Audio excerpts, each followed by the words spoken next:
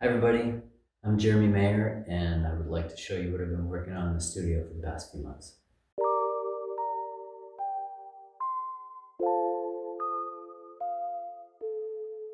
I did an artist residency at a company called Godrej and Boyce in Mumbai, India. And they're one of the last companies in the world to make a manual typewriter. They asked me to come to India to make art from the last typewriters that they had made. They gave me 60 typewriters to work with, and each of them had about 2,000 components in them. From those 60 typewriters, we had tens of thousands of components to work with and could create very intricate repeating patterns. I want to do the same thing in the studio here. Before these latest sculptures, the subject matter of my work was of insects and birds and people, where I was taking very small components from typewriter that resembled parts of human and animal anatomy. There wasn't a lot of use for the larger components, so I ended up dragging them around from studio to studio for a couple of decades, kind of refusing to throw anything away. Cleo had been in the studio with me since she was an infant, sometimes in the bouncy chair, sometimes doing little projects on her own. Because she had been around this work and what I was doing her whole life, I knew that I'd be able to explain all of this to her, and I knew she could pick it up really easily. Hi, I'm Cleo and I've been helping Dad out in the studio. There are an incredible number of pieces going into each one of these things. The process involves a lot of tinkering with tiny pieces, laying them out, and figuring out the best configuration to create the most interesting shape through the repetition of components. We start with these laser-cut aluminum frames for the base, then we attach the large typewriter frame pieces on which the rest of the sculpture will be assembled, only using original connective components of the typewriter like screws, nuts, pins, and springs. Fun thing that can really halt production is when you realize that you don't have enough pieces and you need to take apart another typewriter.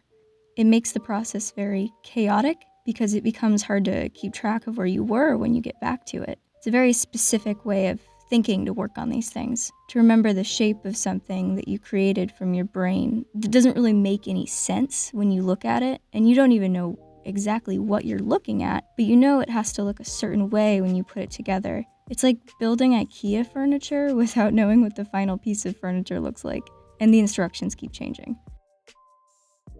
While we're making these things, there's always this idea in the back of our heads that a small set of simple rules over time can result in a great deal of complexity. Part of my inspiration for this work came from Ernst Haeckel's etchings and his drawings and his work as a biologist and artist, cataloging thousands of diatom skeletons and diatom fossils that he had dredged up from the bottom of the ocean, and all kinds of other creatures that had this similar underlying structure. When you look at it all as one body of work, there's this language that develops that's the basis of both nature and machinery. I like thinking about how I can take that language that's very small and show how it bubbles up into big things like the Large Hadron Collider at CERN in Switzerland, which is the world's largest machine. When they take a section out of it, it's a very large circular array of magnets and wires and pipes, and it all looks like it could be microscopic. It's hard to tell what the scale is exactly. I've always wanted to explore that difference between macro and micro with typewriters because I was fascinated with the fact that this unnatural thing looked like a living thing because it was modeled after living things. I wanted to make them look as if they had grown rather than having been built. And the process we follow allows for that because each connection creates opportunities for another connection. And we keep going until it looks like it could be alive.